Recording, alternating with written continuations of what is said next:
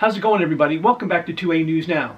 And here at 2A News Now, you get your Second Amendment news, straightforward and to the point, with no BS added in.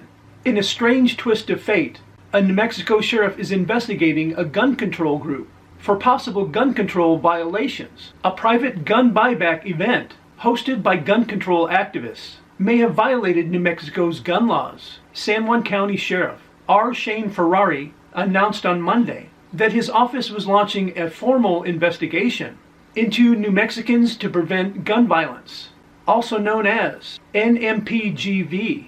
He said he's looking to determine if it was illegal under state law for the group to exchange gift cards for unwanted firearms without first conducting a background check. In a Facebook post, the sheriff said, "I want to inform you that I'm investigating San Juan County citizens' complaints on New Mexicans to Prevent Gun Violence's gun buyback program, not complying with New Mexico's state law 30-7-7.1, unlawful sale of a firearm without a background check." The incident is another example of gun control advocates and even reporters accidentally running afoul of gun laws, often in an effort to show that laws are too lax.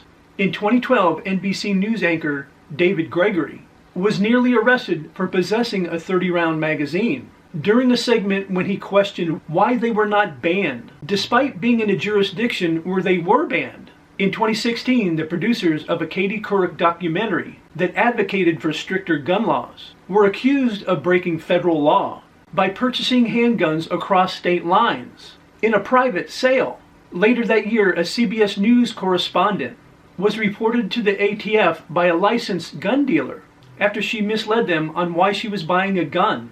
During an undercover segment, the investigation comes after NMPGV conducted a private door-to-door gun buyback event in Farmington, New Mexico last weekend.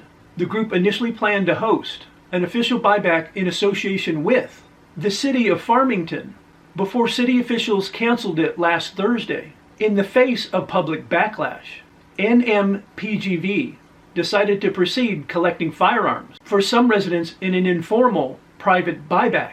That decision may make the group criminally liable under a gun law it helped pass and still champions, signed into law by the gun-hating New Mexico governor, Michelle Lujan Grisham, who was a Democrat back in 2019. The state's universal background check statute requires a federal background check to be conducted on any transfer of ownership of a firearm, whether it be commercial or private. Only law enforcement, valid FFLs, and transfers between immediate family members are exempt. Sheriff Ferrari said those narrow exemptions are what drew his attention of the potential illegality of the group's event. Reviewing the law, I don't see where they're exempt from having to undergo a background check and are required to like anyone else. A sale is taking place, gift cards $100 and up.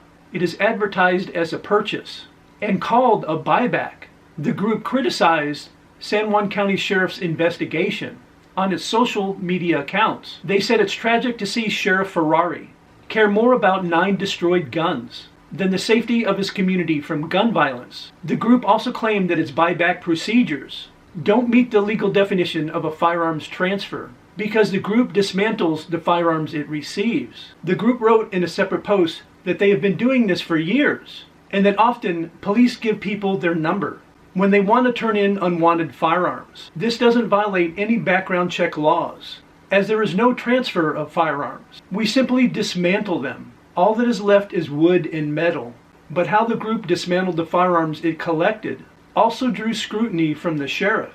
NMPGV posted a photo of several long guns the group claims were obtained during the buyback event, appear to be sawed in half, raised the possibility that the guns were deactivated improperly and could violate federal law.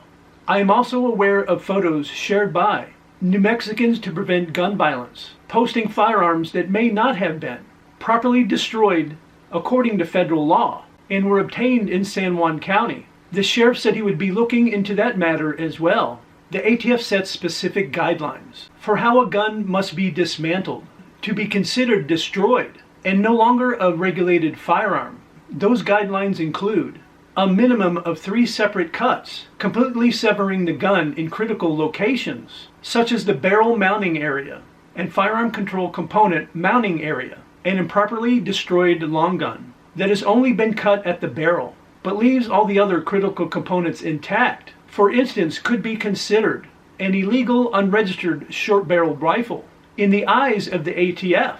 However, federal prosecutions for improperly deactivating firearms are rare. Sheriff Ferrari said he was forwarded information about the private buyback to state officials and is waiting to hear more on their legality. He said he's awaiting the district attorney and the attorney general's opinion on whether the New Mexicans to Prevent Gun Violence's gun buyback program is operating lawfully, and if law enforcement participation is following proper disposition of abandoned or unclaimed property. It's very obvious that this New Mexico gun control group broke some of the state's gun control laws that they helped champion. And if they didn't follow the guidelines cutting up those long guns, they also could be charged with a federal crime. And unfortunately, it looks like the typical rules for thee, but not for me. And unfortunately, I personally think, even though they should be charged with a crime, the state attorney and district attorney won't bring any charges against them. Let me know in the comment section, do you think they will be charged with a crime or they'll get away with it? And as always, I appreciate everybody's support with the channel. You guys are always crushing it by liking, sharing, and subscribing and hitting those post notifications. I really do appreciate it. And I invite everybody to come back and watch my next video.